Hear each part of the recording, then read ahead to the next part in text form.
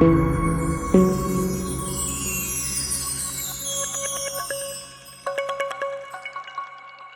right, we have here another Mercedes. Check it out. Another delivery. We got a dog that's barking. But anyways, here it goes. Out of Alabama to Cincinnati, Ohio to do a coilover conversion. See that? Alabama.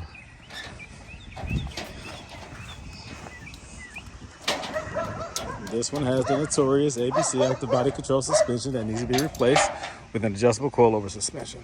And that's for Silver's Neomax. You already know. Gold Element Autoworks. All right, so yeah, 2006. I'm not sure if he said that there were issues with his ABC. He might be being proactive. I'll know once I start it up. I'm at the touch base with the customer again, but either way, he's getting rid of an unreliable hydraulic fluid suspension and going with something that's reliable, Silver's Neomax. And so I have to move cars around. You know how it is. If you watch my videos long enough, then you know I have tight space. Previous videos, some of my previous coilover conversions were taking place at my parents' house. I needed some extra space, and so now I'm dealing with my original issue again, and that is having too many cars, not enough space. When will I ever learn to just buy a shop? Just go rent a shop out, buy some property, build a shop, I don't know, do something, because this is ridiculous. I got to figure it out. I already have 2 storages with cars and parts and all types of stuff going on. And so I'm very limited with space. But for the time being, I have to do what I have to do to take care of my business. Now, the advantage of operating from home, well, you don't have to pay rent, all right? If you're renting a building for operational purposes or even for storage, you're paying rent. Your money is being wasted unless it's leading to profit. That means your workload has to increase for it to make sense for you to have to pay to have access to more space, whether it be for storage or to do the work, right? Also, it takes me away from home. I have a wife and children. So I have my responsibilities that really are more important than the business. So should I jeopardize or compromise that? There has to be balance. You will, to an extent, compromise what is most important to you to handle your business because you need money. And also it's a hobby that I love, but it is a business. And we need money. We all need money. So that's why I do what I do. And it's a successful business. But if I do it elsewhere, it's going to cost me more money. Operating cost goes up, which means I have to bring in more work, which means I have to be more busy and gone from home even more. Or hire somebody else to do the work and pay them a cut and I get a cut, but I have to still increase work, right? I have to increase job quantity in order to bring in more revenue, in order for me to get paid equally what I'm making now.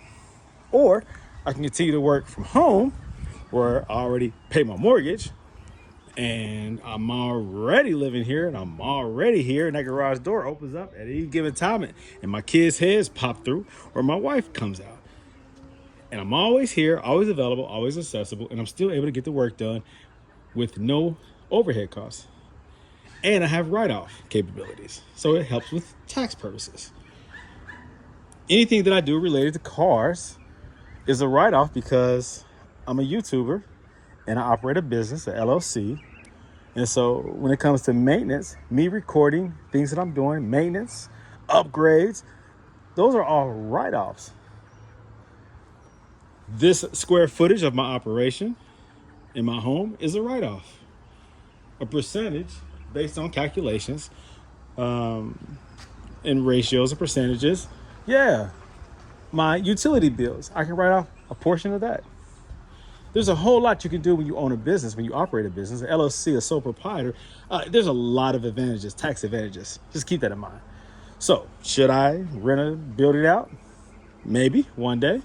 Should I buy some property and build? Maybe one day. But right now, this makes sense. All right, back to work. All right, beautiful car. I love it. You just pulled it up for me. Huh? Yeah, I saw the ball. Yeah, you're crazy. You're crazy.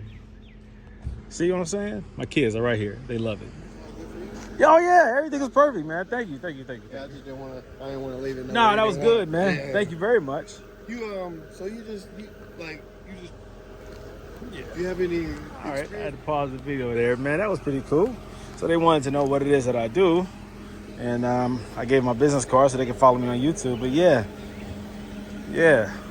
I mean, I get a lot of people that stop by and say, "What the heck, man? Are you serious? Like, why do you have so many Mercedes?" It's always a conversation, but I never mind having it. Let's check this out.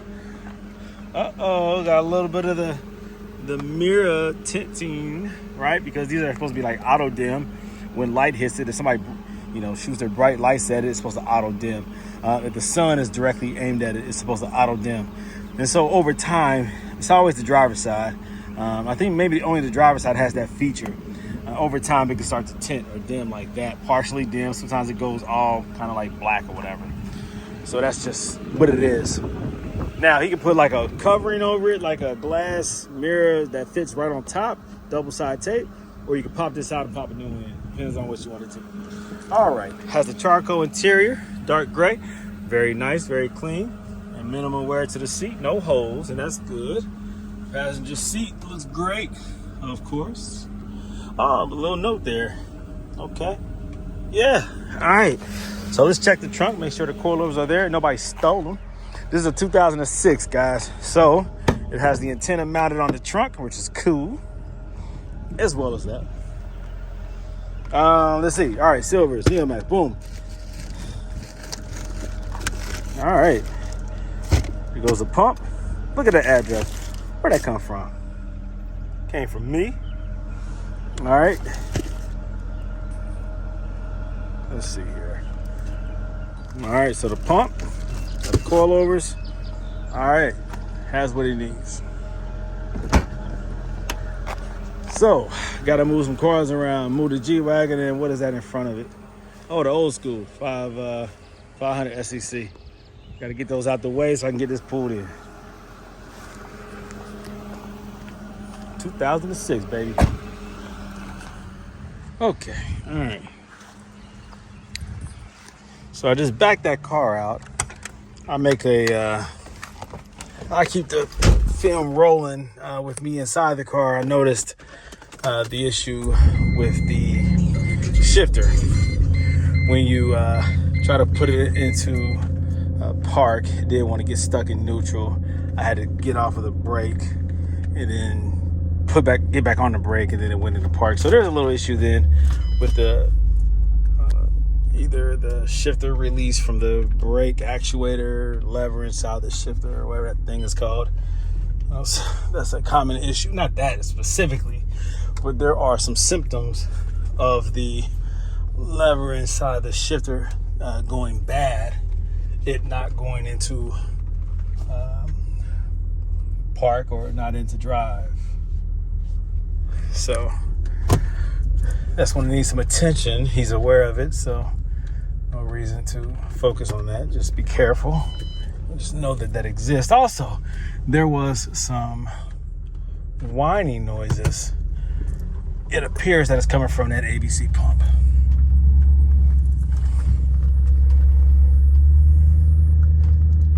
Let me see here. Okay. My SRS light is on. When somebody sits in the seat, then it goes away. So it's a seat sensor problem. Also, you see there, the TPMS sensor is leave that in there. Those sensors are not reading on two of my wheels. All right, so I gotta get the old school out of here. All right, I'll restart this video. When I jump back into that, you'll hear what I'm talking about. Okay.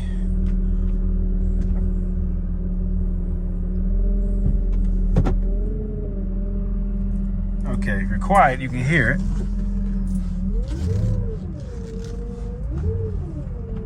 Hear that? Sounds like that's the pump.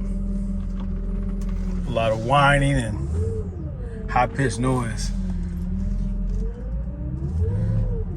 Real high-pitched. Sounds like Mariah Carey singing. Yeah. Reacted to the input. Reacts to the steering. The tone changes to the steering. Yep, sounds like that's the pump. Okay. All right, let's see if I'm in far enough. Yeah, you see that? So if I release the brake and then do it again. Nope, hold on. Let out on the brake and reapply brake, then shift into park. Or turn ignition off, then move gear shift into park. Okay. There we go.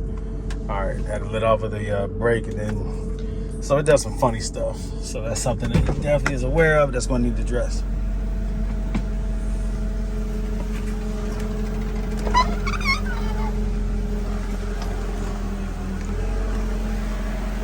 Let's see if I'm in far enough. Oh yeah. Matter of fact, I can back out a little bit.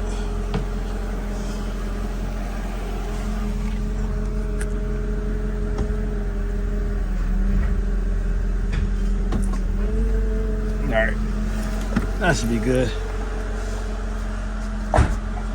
Yep, that's good.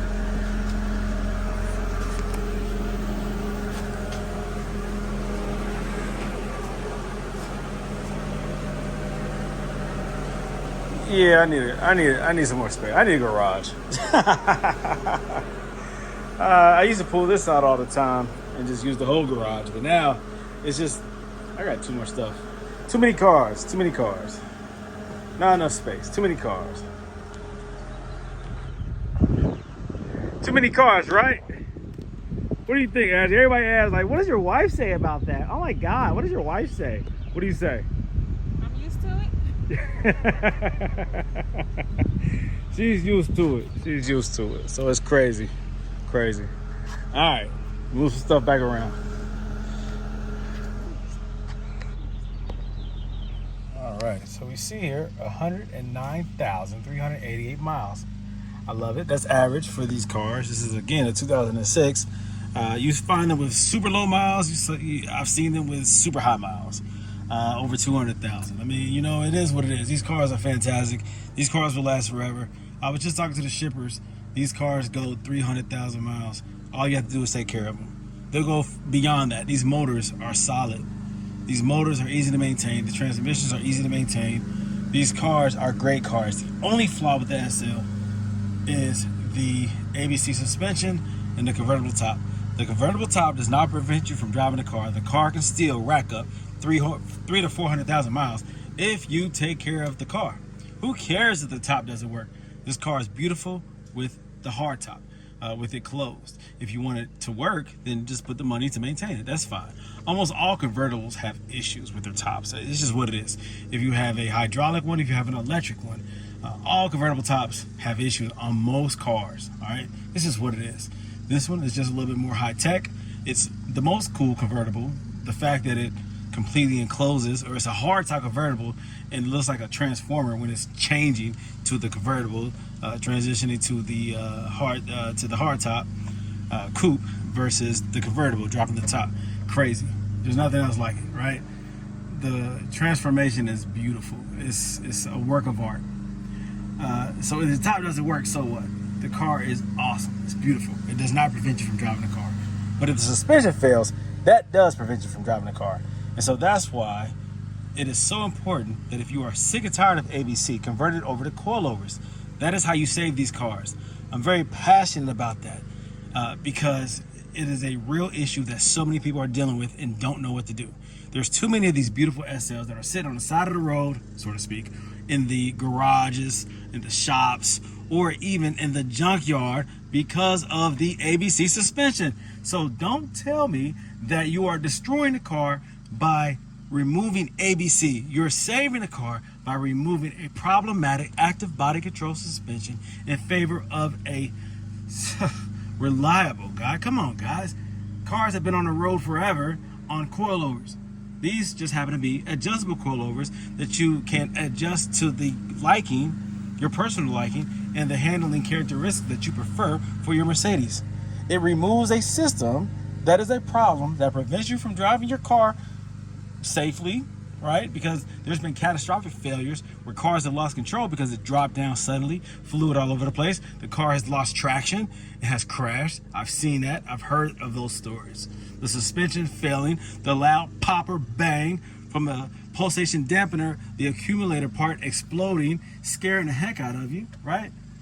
How safe is a car if the suspension suddenly drops and fluid is all over the place? On the highway going 120 miles per hour, you shouldn't go that fast. But just for reference sake, as an example, going that fast and all of a sudden losing control and your front wheel is hitting the fender.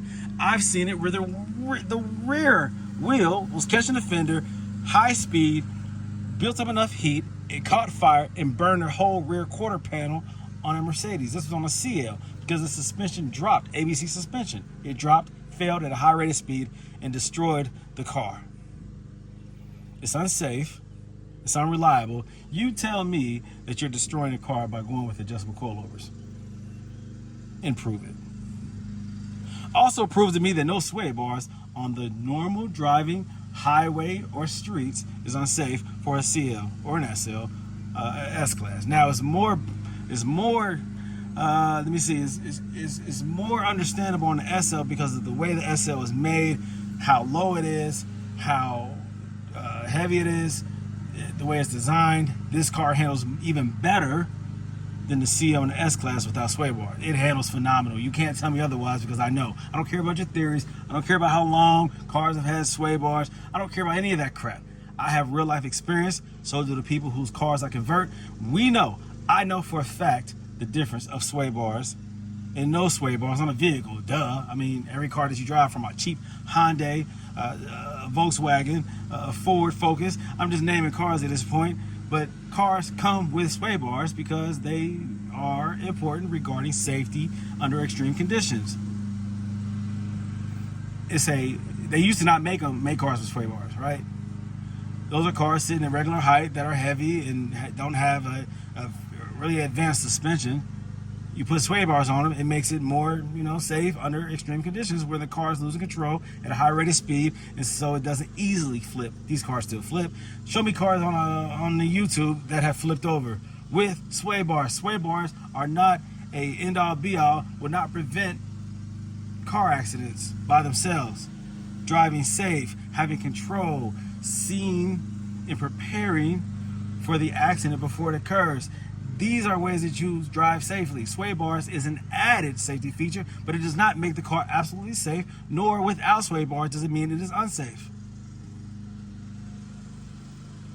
I have a SL500 that is highly tuned, highly modified, without sway bars, with the Swift Spring upgrade on the Silver's Neomax adjustable coilovers, and I drive aggressively, I drive fast, I handle that car, and I handled it well, and it handles fantastic without sway bars. These coilover conversions that I'm doing, I'm not adding sway bars. I'm doing a coilover suspension. I'm using the proper dampening settings. I'm using the proper height settings, and people are loving these SLs converted. I don't care what you say. No sway bars. This car is phenomenal. I prove it. I own it. I drive it. And so do many others, because I'm doing these coilover conversions. Every couple of weeks, I'm doing another coilover conversion. Ask them. Ask them how their car drives without sway bars. You have to get the dampening right. You have to get the preload right. You have to get the height right. And you have to use the proper coilovers. High quality coilovers. Silver's Neomax are high quality coilovers. Don't get caught up in the forum discussions with people that don't know what they're talking about. Okay, everybody, it's a new day, and I'm coming out here to work on this 2006 SL500. And what do we see here? Is that fluid? Yeah, it is. That's that ABC fluid that many of you are familiar with. It's leaking. So the system is compromised. It's not a perfectly working system. Where's the leak coming from? Let's see. It's coming from this area right here, behind Driver's side front wheel, what do you have right here? You have a pulsation dampener. Pulsation dampener has a high pressure line that goes to it that oftentimes does leak. It does rupture. That high pressure line, I believe, let me see if I'm thinking correctly. That high pressure line runs up to the pump, I think. That line will bust. Then there's a return line that never goes bad. And then you have you have another high pressure line that is metal. That one doesn't go bad. It can leak at the seal, the little green circle. There's a seal right there that it can go bad on. But if there's a rupture, it's either the pulsation dampener itself or it is the high pressure line. It's a black, hard rubber, steel braided line. I'll show you what that is. But yeah, likely that's what the cause is on this car right here, why his ABC is acting up. Now, also, keep in mind that his ABC pump also makes a loud whining noise. So it is also going out. It had too much air in the system, or the pressure wasn't regulated properly, which is what the pulsation dampener does. And so likely the pump is compromised as well. That's why it's making all that whining and moaning noises like Key Sweat. All too often, people are having a hard time removing the ABC pump. This is the active body control suspension pump. It's a tandem pump, two-part pump. It operates the power steering. It feeds the rack and pinion, provides pressure to that for good, easy, smooth steering, as well as pressurizing the ABC system, the hydraulic fluid suspension system. It's a two-part pump, meaning two pumps within one pump, okay? Two separate chambers. Now, it's hard to remove these. We all know that. Anyone who has had to do any kind of replacement of the ABC pump or removal of the ABC pump for the purpose of installing a standard power steering pump understands that this pump is hard to remove. I have done this so many times that it is second nature to me now how to remove it. And there are a couple key tools that you need and processes to do it thoroughly and smoothly and efficiently. I've wasted a lot of time and energy and a lot of busted up knuckles and bleeding all over the place trying to get this thing out in the past. But now it is easy for me. Now, I'm going to drop one hint to help you remove that high-pressured ABC line. No, you know what? I already removed that line. This is for the power steering. Haha, I tricked you. The power steering is a 17 millimeter line or nut that keeps the line in place. This one right here. Now, while it is installed, it is hard to remove that because of the angle. It's just a slight angle that makes it difficult to access that. In order to even get close to accessing it, you have to remove the reservoir. The oversized ABC fluid reservoir has to be removed. There's a bracket that keeps all that stuff together. It's a shielding bracket that keeps that in the power steering reservoir, the smaller one, all tight in a controlled area, separate from the engine compartment, more off to the driver's side. It's a shield. I'll show you what that looks like, because I'm just talking right now. Let me give you all a visual. This right here. All right. This right here blocks it or separates it from the rest of the engine compartment, isolates it into this little compartment, little area right here. You don't need this. You have to, well, in my case, because I'm doing a conversion to coilovers, I don't need this at all. But this right here is what holds the smaller power steering and also the larger ABC reservoir, which is that one. You have to remove that to get access to this pump in order to remove the pump. So you will have to drain that to get that out of there. And of course, the power steering you can contain. You don't have to drain that. I always zip tie this up. I put some tissue right here just to block it from immediately coming out when I first separate it. I try to save as much of that power steering fluid as possible. There is a bracket on the back side of this pump that is hard to access that connects to the engine block. You have to access that from up underneath. It's real easy to do up underneath. I use a combination of tools to remove it. You have to get the proper length and leverage and a good grip on that bolt. That bolt is a, where you at? Upside down. That bolt requires a E14, but you can also use a 10 millimeter socket to remove it. So I use the 10 millimeter socket to get it started because you need that to have the variable leverage, I guess, to get it started. Because if you use a star bit like this right here to get it, it has to be in there just right, which gives you less leverage when trying to get a good, I guess, swing with the, what would you call that? The socket tool, which is the wrench. Okay, the wrench that I use is like a long one like this. It has a flexible head, and I use the adapter to minimize the size so that I can put this E14 on there.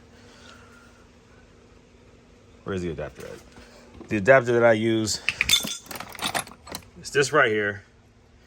As long as you have something long like this that has a flex head, it's easy to do. I just happen to use that. I use this adapter, and I use either this or the 10 millimeter right here.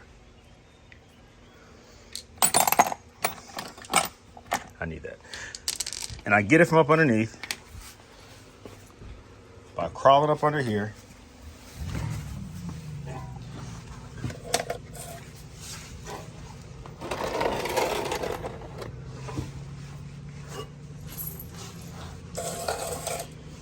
All right. Right up under here, you can see where that bracket is located. So I get that light in there. Okay. All right.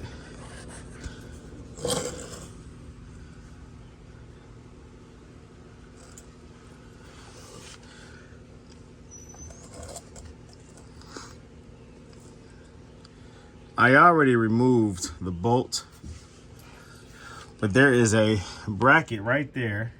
That bar is the support. Call it a bracket, bar, whatever. It attaches to the engine block, that black one right there. Sometimes it's silver, sometimes it's black. And there is a bolt that connects it to the engine block. That's hard to get. And I use that tool that I just showed you to break it loose. Once it's broken loose, then you can put a smaller tool in there to finish getting it out. But you need that long, flexible head to get the proper leverage, to get the proper swing, to break it loose. Once you break it loose, then it removes easily with a smaller tool that you can get in there. Anything that you can get in there by hand, just use that. I typically like to use this right here to finish getting it out. You can barely get it up in there, attach it, and in this case, I use a 10 millimeter. Like I said, you can use the E14 if you want to get the perfect bite, but the 10 millimeter works. If you've already started to strip it, then you need that E14 because the 10 millimeter will continue to strip it. So that's how I get it. I have to, of course, remove all the paneling to get up underneath to get access to that bolt from the underside. Then there's a 19 millimeter bolt that holds the high pressure line to the back of the pump.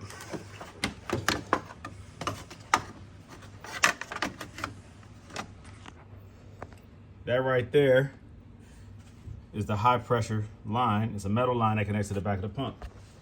In order to get this off, you need a 19 millimeter wrench right here. You have very limited access to it regarding the swing. Your leverage is very minimal because you have to attach it right here, and then it gets in the way of this AC line and also one of the wires for your spark plugs. So you're very limited. You only have about this much swing between here and here, between here and here. So I use an extension attached to this by doing this. All right, and it gives me enough angle to break it loose. Once it's broken loose, because it takes a lot to break it loose because it's on there tight. Once it's broken loose, then I just use this, the 19 millimeter by itself. You get very limited range of motion, just like this. And once you get so much of it, then you can just do it by hand. It's under a little bit of pressure. It will just drip out, pour out, whatever residual pressure is on there, it will just pour out. It's not a safety issue at all. Just know that you will get some drippage, so make sure you have a pan to catch it. After that, I get the 3 bolts off the front while the belt is still in place. I remove the 3 E14, let me see. It's the smaller ones, E12s. There's 3 little E12 bolts attached to the front. They're small. Are they? No, I'm sorry. They're E4. They're, what is this? E12. They're E14s. I'm sorry. They're just short. If I can find one. These right here. There's 3 of these attached to the front of the pump that keeps the pulley in place. All right. There's 3. Do it while the belt is still in place. It makes it easier to break them loose. You need the tension of the belt to keep it from turning on you because they're on there pretty tight. So break those loose. All right, get those off of there. Remove that. Easier to do on the 500s. On the 550s, there's less space. The motor's bigger, less space. So you have to break it loose, but then kind of move it and angle it out the way so that you can get access to the rest of the bolts. Now, and then you remove that once the whole pump is loose. Then that's when you can finally take the pulley off on the 550s. But on the 500s and on the 55s, you can easily remove that without removing the pump. Now, you got the most difficult ones loose. The bracket or the bar that attaches to the engine block, that's very hard to remove. Get that bolt off the engine block. After that, you have to remove the bolt on the underside right here. The other end of the pulley runs right inside of here, and it's about right there. Now it's the same. Oh, it's already loose. Wow. So somebody already did some service on this car. I noticed that a lot of these screws that hold the under paneling were different screws than the original. That means they lost the original and they replaced it with some whatever they had, I guess, at their shop or wherever. So they didn't put a lot of the original bolts and screws back in. So there's been some ABC service done. Also, this bracket has a loose bolt. That bolt right there, I should not have been able to turn by hand, but it is already loose. I use, again, the E14, or you can use a long 10 millimeter socket because you have some stuff that's in the way.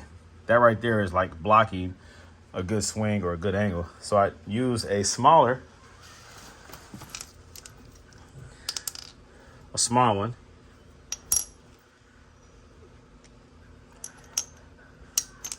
All right.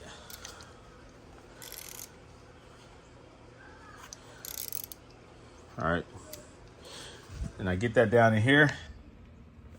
It fits right down in there. Don't drop it. It's easy to drop because my hands are greasy. Just like that, you can get access to that bolt. You can see where it's at, the angle. That's where that bolt is at. It's on the bolt right now. And just very minimal leverage, but you got it. That's how you do it, just like that. Once it's loose, and I guess you can put your hand in there if you have small hands and finish twisting it. I have small enough hands that I can do that. I can get my thumb and my pointer finger on there and twist it out. The only tension that's on there is the weight of the bracket, the bar.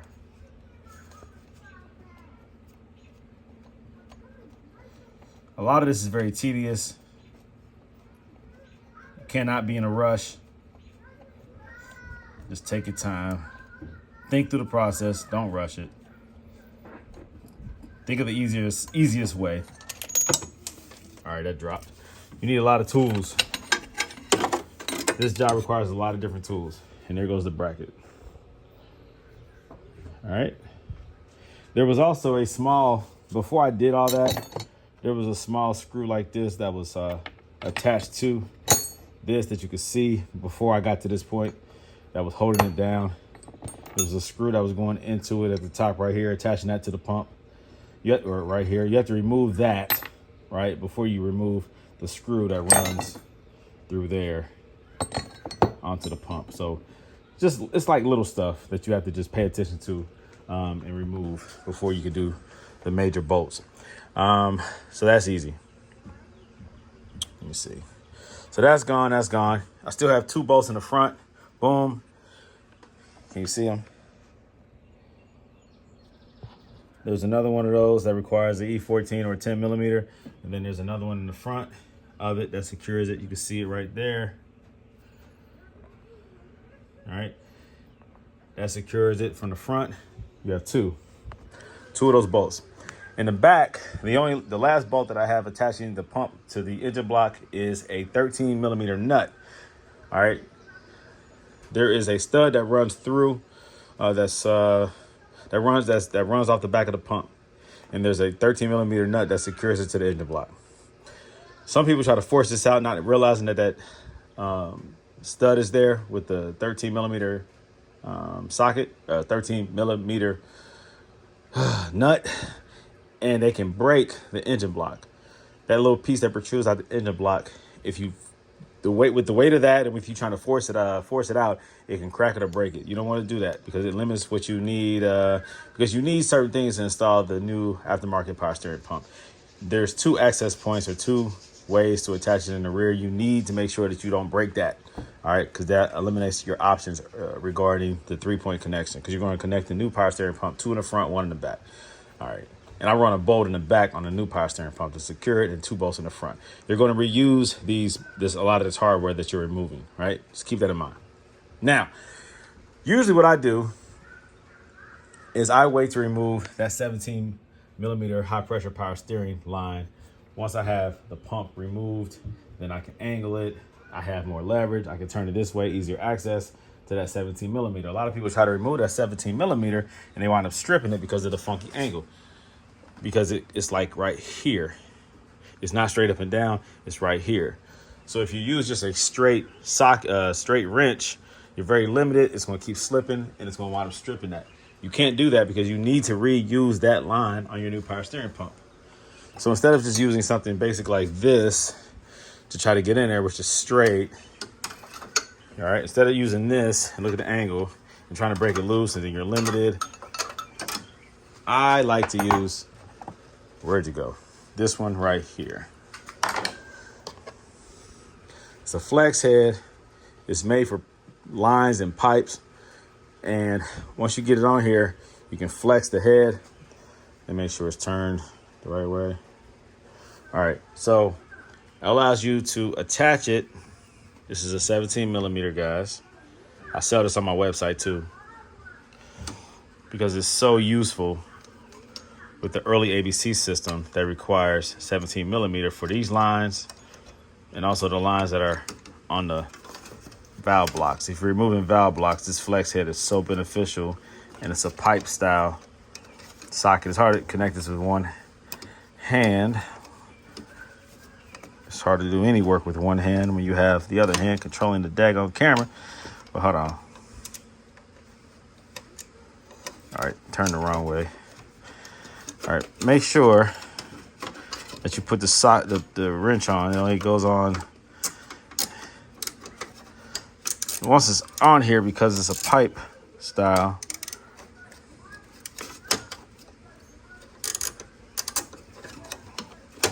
Okay. Make sure it's turned the right way.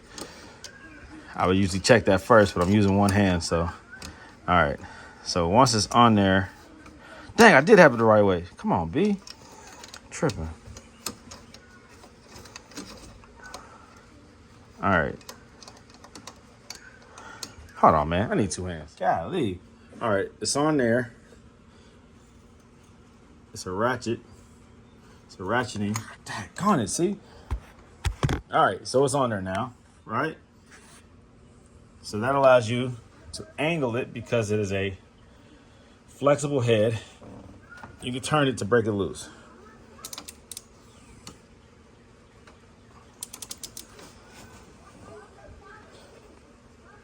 So that's one way of doing it, using a flexible head. That's how you can break it loose.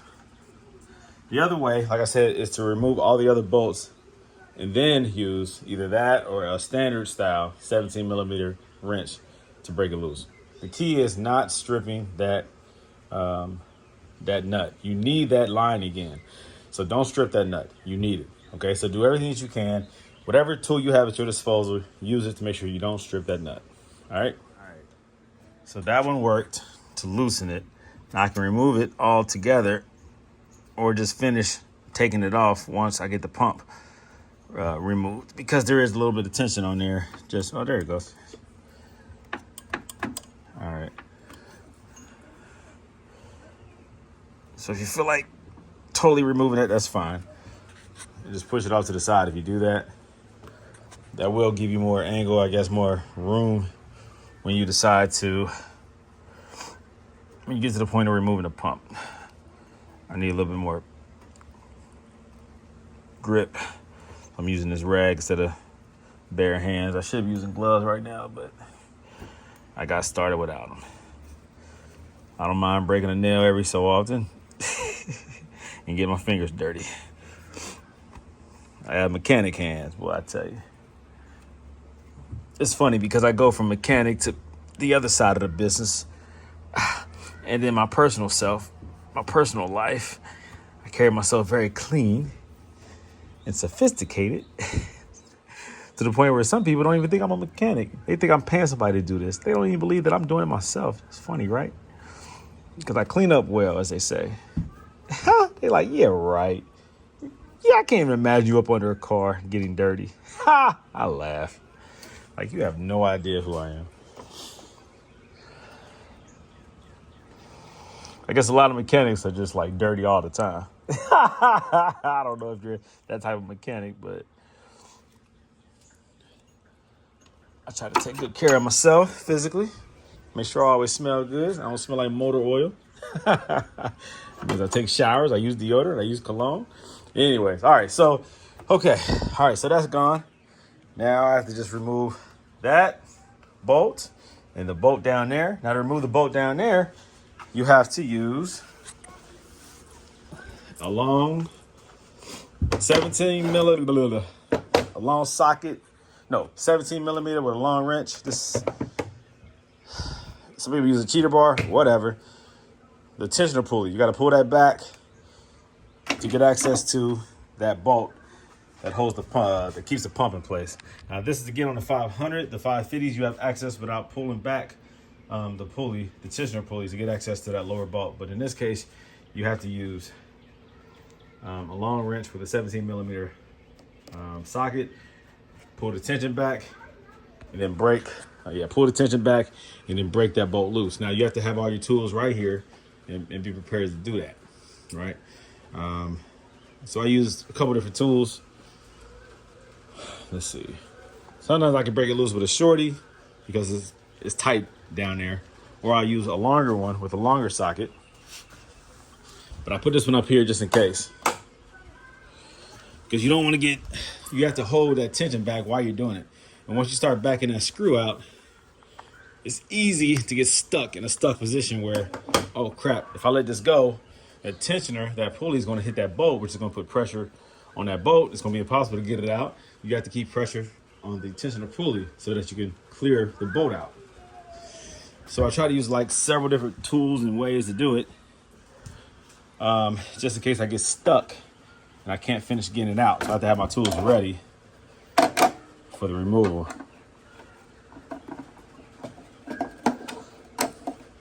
So I can't do that. I can't do this while recording because I need both hands.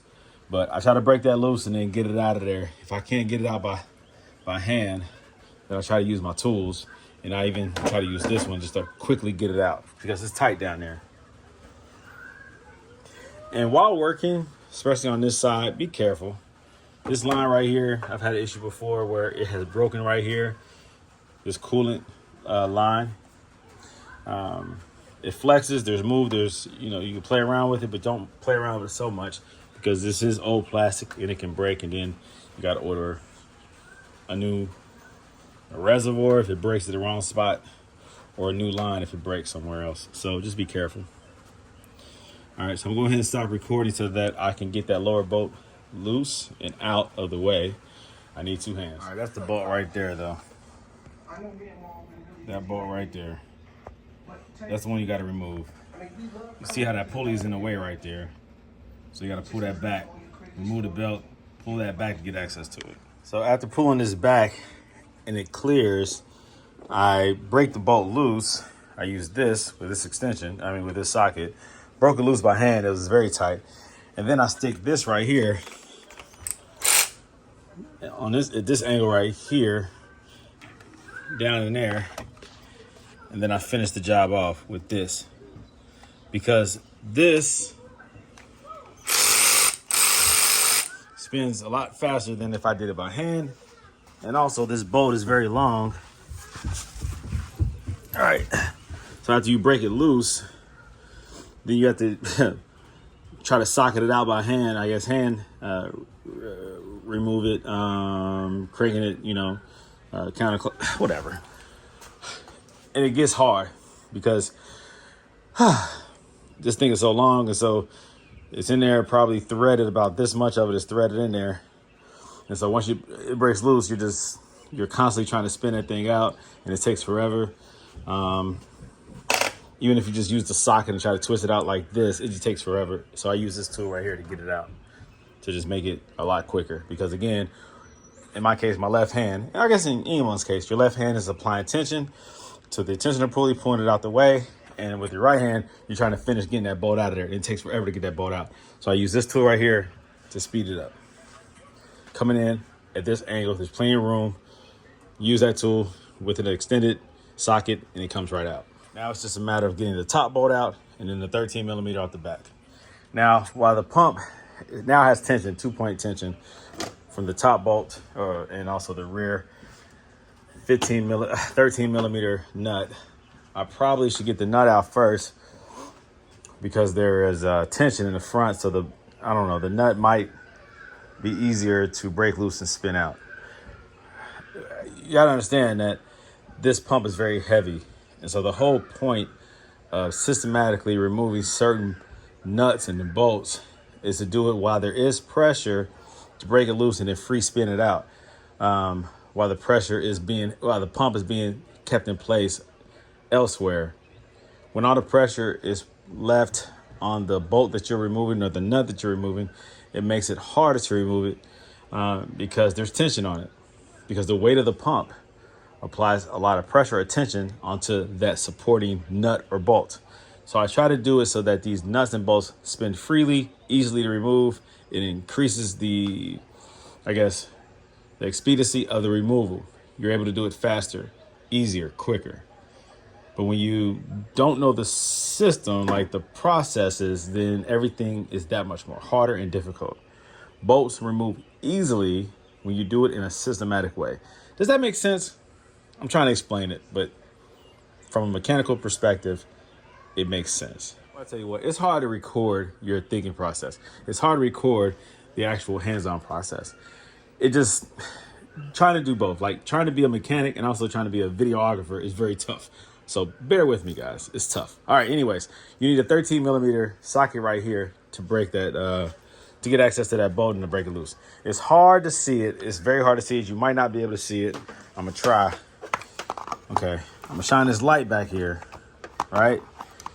Let's see if this works. Okay, all right, there's light. Let there be light. Behind this ABC pump is a stud. It's that stud right there. There is usually a 13 millimeter nut. You have to put this down in there. Kind of, once your hand is down there, you have to feel where it's at and apply this and then break it loose. And then you can put your hand in there, your fingers in there, and spin it loose, right? I'm hoping that it's back there because I see the stud. Okay, I see it. Because somebody did some work on this thing, I'm hoping that they put that back in there. I'm kind of worried. Nope, they didn't put it back in there. Which is easier for me now. But if you look back there, you can see it right there. There's supposed to be a nut right there. They didn't put the nut back on there. But you see the stud. So again, I can tell that this pump has been this pump has been replaced at some point. All right, so there you go. This pump has been replaced. This is not the original ABC pump, but it has, or hold on now. It could be the original ABC pump. but they removed it for a reason. Maybe they were replacing the AC compressor. I don't know. But this pump has been tampered with, removed, or replaced. Definitely removed, maybe replaced, maybe reinstalled. I'm not sure. But that 13 millimeter nut should be there, and it's not. All right. So now the only thing keeping this pump in place is the screw or the bolt that's right there. All right, you can see it. There it is. That one right there. All right, easy to get access to. Just run it from the front. Easy access. You can use one of these to break it loose. It's a shorty. Might need more leverage than this, but there you go.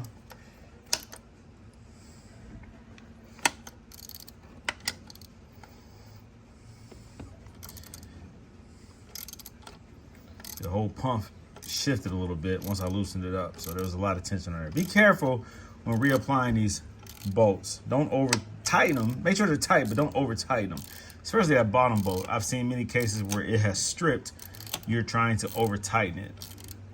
And once that strips, you're in trouble. I had to use thread lock one time. I was doing one and it stripped. So be careful. I use thread lock to reinstall it.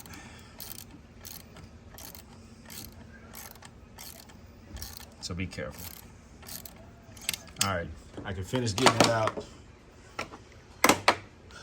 using this right here. Very good tool to have.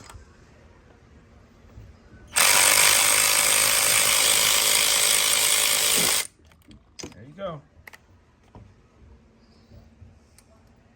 Again, another one of those long bolts. So instead of me just sitting there wasting a lot of time doing it by hand, just use that tool and it quickens the process.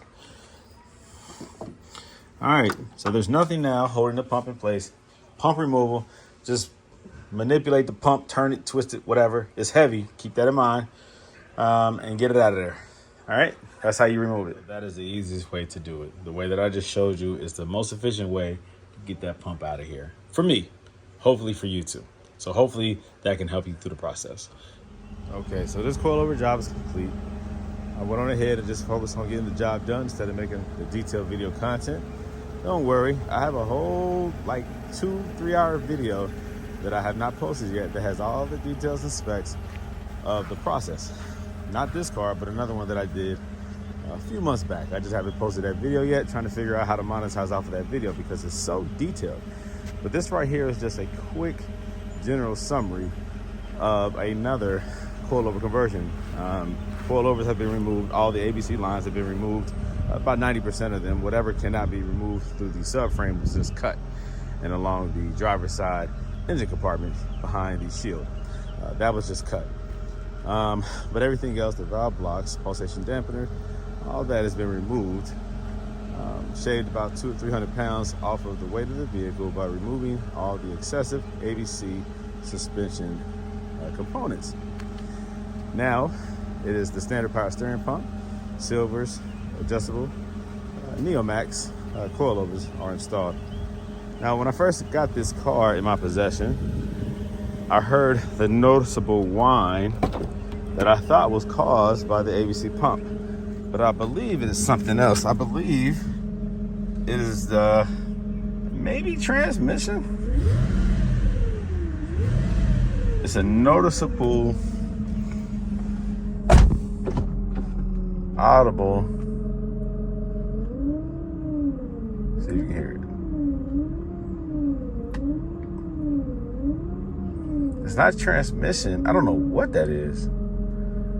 Engine? I don't know what that is, but it's the exact same sound. So I know it's not the ABC pump. It has to be something related to the, it's not the ABC pump. It's not the power steering pump. It has to be something else related to the engine. I don't know what it is, but it's not transmission. But let's drive it and see.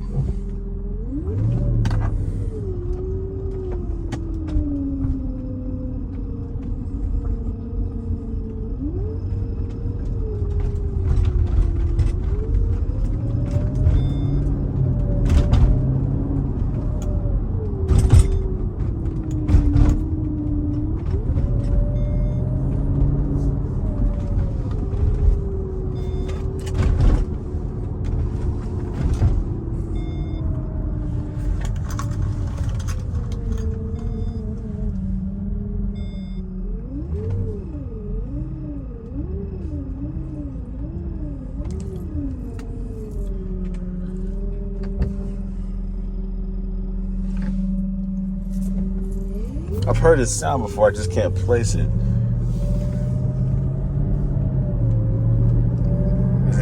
It's not transmission. What is that sound? It shifts, no problem.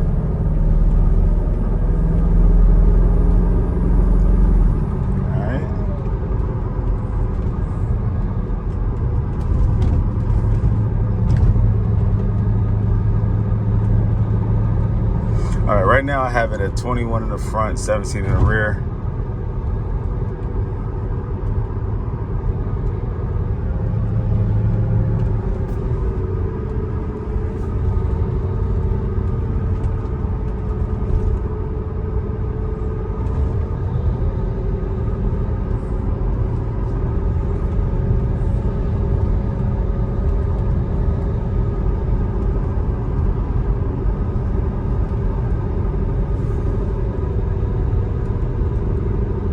Drive straight, drive smooth.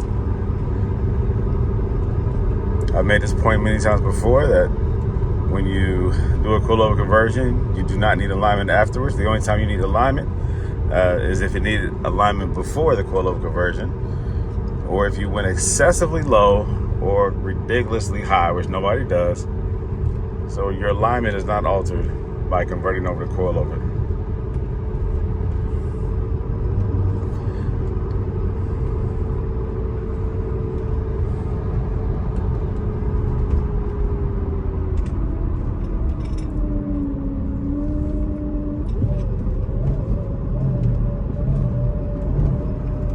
Yeah, I can't tell if that's motor or transmission, but it's some higher pitched noise that existed before I did the coilover conversion and it's still there. So it's something else going on there that might need some attention.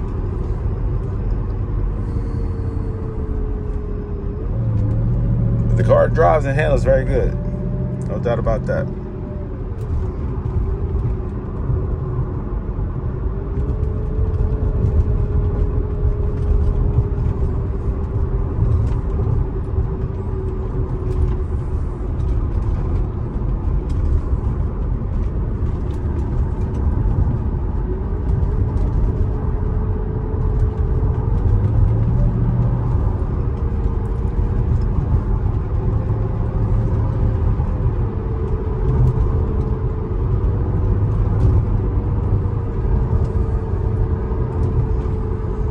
No excessive body roll.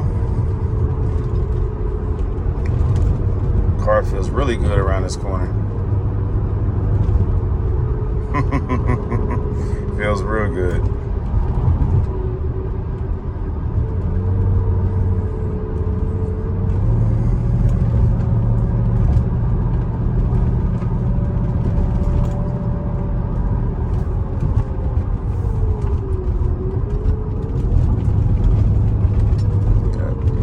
Car feels great.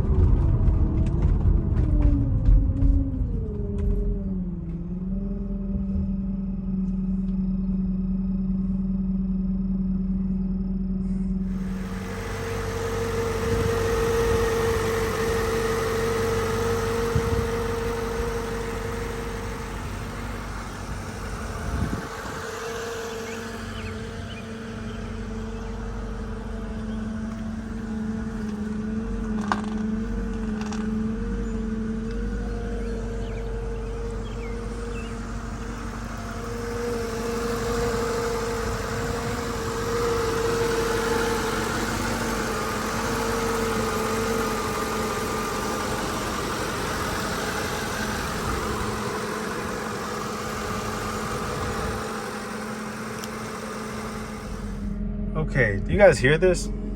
I already started the car up. And I'm giving it acceleration. It's in park.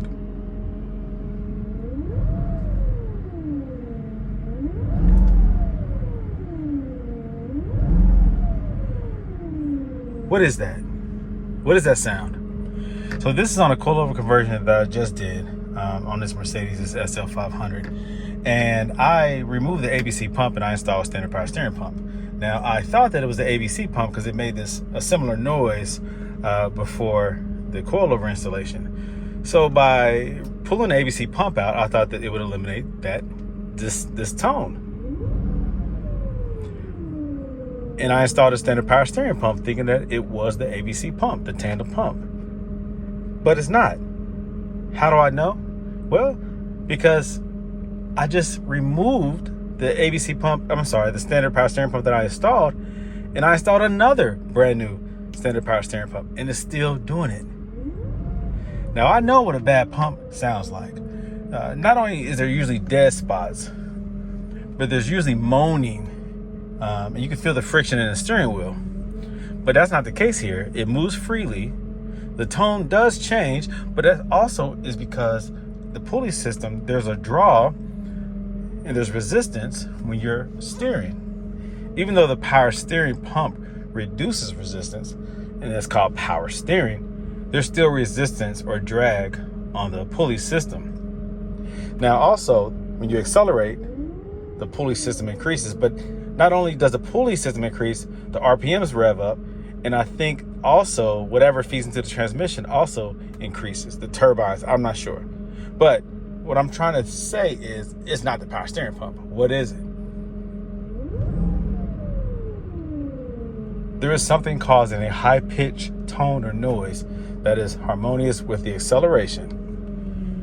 Now, anytime you steer, like I said, the tone changes a little bit, but it's not the power steering pump that's causing it. There's something else that is affected by you doing this. There's drag on the pulley system. But no matter if you're in park or driving, you hear the same tone. And I don't know what it is. So I'm going to Google it. But this customer, I explained to him, when I first got the car, I heard the tone. And I thought it was the ABC pump. So I said, oh, I'll definitely get rid of that once I pull that pump out of here. But it's not that. It feels more transmission-like. And I can't figure it out. Have you guys ever heard a tone like this from your Mercedes? Listen to it.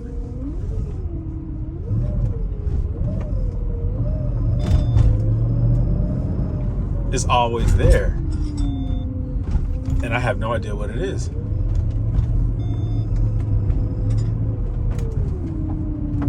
It almost sounds like a high-pitched feedback. You hear it inside the cabin. You don't hear it in the engine compartment, but you hear it inside the cabin.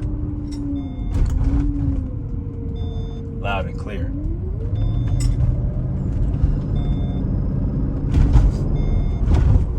The only time I've ever heard that is when my CL600, 2005 CL600, started to go into limp mode, then I would hear that tone. That's how I knew it was about to start messing up, is I would hear this high-pitched tone, same tone.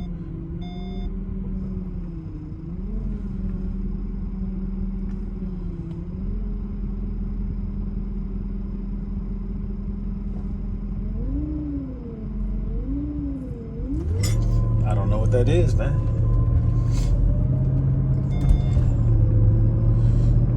You would think it's a power steering. Maybe it's a rack and pinion. I really don't know what it is, but it's not the power steering pump itself. That's two power steering pumps and an ABC pump with the exact same tone. I doubt that it's the pump. I highly doubt that. And any input from the accelerator increases it. So I think it has something to do with something else that's spinning. There's something else that is causing that. You can even feel it in the shifter, I believe. You can feel it in the shifter. I don't know what that is. I really do not know. And of course he has the issue here on his car where you have to press the brake twice to release it or to get it out of neutral when you're trying to go from drive to park. So he has another issue going on here.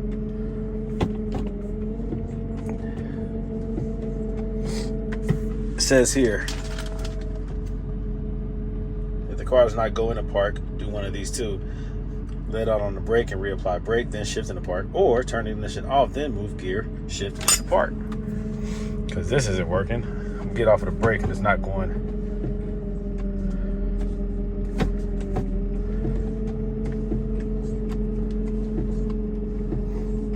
So that's weird stuff there.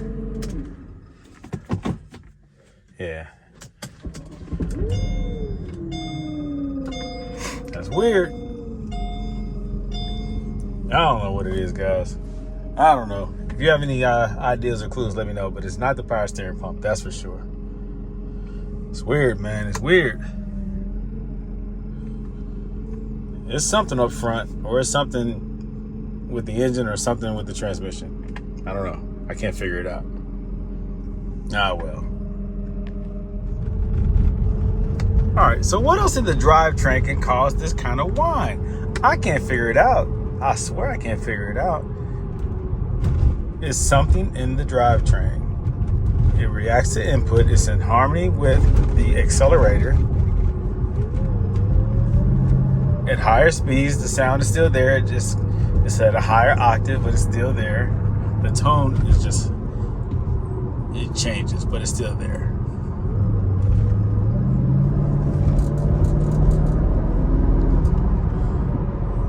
So it's something. I don't know what. What else on that pulley system can cause that sound? I think it's engine. I don't think it's a component. I think it's the engine. It's weird, man. I think it's the engine. I can't figure it out. But I've definitely done my due diligence regarding removing all the ABC components, removing the ABC pump, installing a standard power steering pump, and then a few days later, taking that pump out and putting another one in. He definitely got his money worth. I do that for a peace of mind for myself and also for the customers, to make sure that my clients are taken care of. You know what I mean? Make sure there are no ifs, ands, buts, or maybes. When I do work, I want to know that when this car leaves my possession and goes back to the hands of my customers, that they're happy and satisfied, and know that Brandon Green, owner of Gold Element Autoworks, did everything that he was supposed to do. Maybe even a little more. That sound right there, I don't know what it is. It's something. It's something.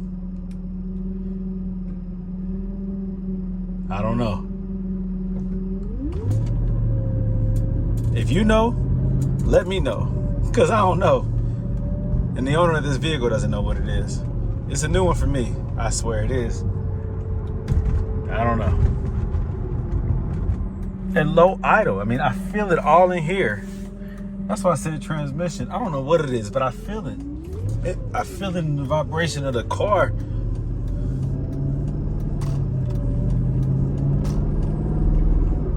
I feel it all in here. When the car is in drive, but at a standstill.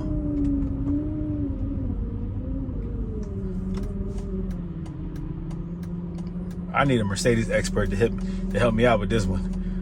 Is there any way that the transmission, between the engine and transmission, that this sound can exist? That something can cause this issue right here, this sound, this high-pitched noise. What is that? What the heck is it?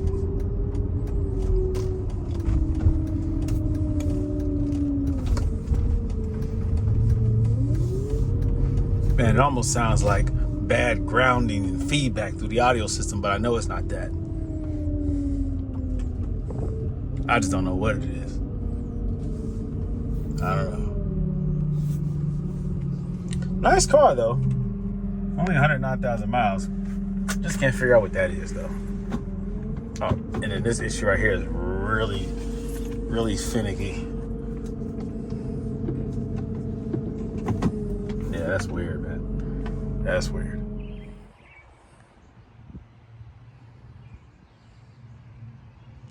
All right, so I'm taking the last drive of this beautiful Mercedes, this SL500, taking it over to get picked up.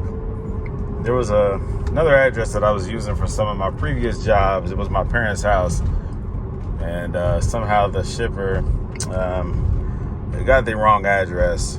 It was not coordinated properly regarding the pickup location. Old information was given to the transporter, so I had to drive a couple miles over to the other location. But it does give me a last chance to drive the car to make sure that it does feel right. I did reduce the rear to 16. I had the front at 21. I usually have the rear at 17. That's a more stiff ride. I will let the customer know the current setting, and if he wants to change it, he can do that. But yeah, as of right now, it is set at 21 in the front, 16 in the rear. Still has that whine, and it's not the power steering pump. It's something else going on, like I said, with the motor or possible transmission. It's something else going on, a high-pitched tone that I cannot identify. I went through 2 power steering pumps just to make sure that it's not that. But process of elimination. So I don't know what that sound is, but the car drives just fine. It's smooth. The car shifts just fine. There's nothing that stands out. No warning lights, other than this gas light just popped up. It needs some gas. But the car does handle phenomenal. Oh, it's very nice. Very nice. It's early in the morning, so I'm tired. I was supposed to be asleep right now. And I expected maybe a knock on the door saying I'm here to pick the car up, not a phone call from my parents saying, hey, it's a guy here trying to pick up he said trying to deliver a car. Oftentimes the drivers are foreign descent, and so you can't really understand some of the drivers what they're saying. My father thinks that a car is getting dropped off. I said, no, I don't have a car scheduled to get dropped off today. I know this car is supposed to get picked up. So I think that's what he's trying to translate, is that he's here to pick up a car. So, and then I reached out to my contact, and yes, the driver is here to pick it up. So he has the wrong address. All right, so yeah, the car does feel good. I highly recommend anyone who's having ABC suspension issues to go with the adjustable coilovers. Please, guys, just do what you know is right. Get rid of that problematic ABC. Just get rid of it. You know why. You know the system's going to fail you. You already know. This is the best alternative. You know I'm right. You know I'm right.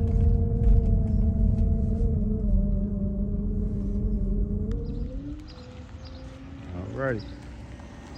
It's gone.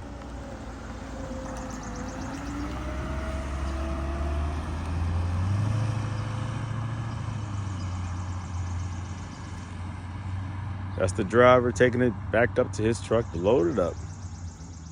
Bye-bye, baby. Bye-bye. Thanks for watching, guys. Brandon Green, owner of Gold Element Autoworks. I'm out.